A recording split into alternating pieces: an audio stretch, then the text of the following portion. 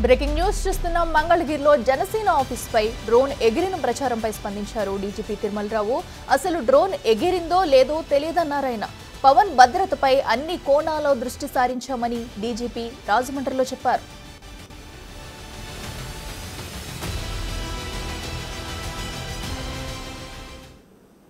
కూడా ఉపయోగపడే విధంగా ముఖ్యంగా ఎవరైనా పిల్లలు చదువుకునే దానికి కానీ ఇంకేదైనా కానీ విద్యార్థులకి వాటికి ప్రజా సంక్షేమానికి కూడా వాడాలనేటువంటి ఒక నిర్ణయం తీసుకోవడం జరిగింది పోలీస్ వెల్ఫేర్తో పాటు.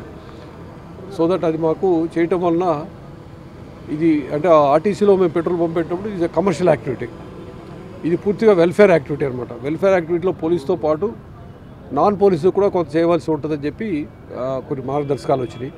దాని ద్వారా ఇప్పుడు వచ్చేటువంటి ఇంట్లో వచ్చే ఆదాయంలో అంటే నికరంగా వచ్చేటువంటి లాభం ఏదో ఉందో ఆ లాభంలోంచి పోలీస్ వెల్ఫేర్తో పాటు ప్రజలకు కూడా కొంత వెల్ఫేర్కి స్కూల్స్ విషయంలో అయితే మీ పిల్లలకి ఏదైనా స్కాలర్షిప్స్ విషయం చేయాలని చెప్పి ఆలోచించడం జరిగింది.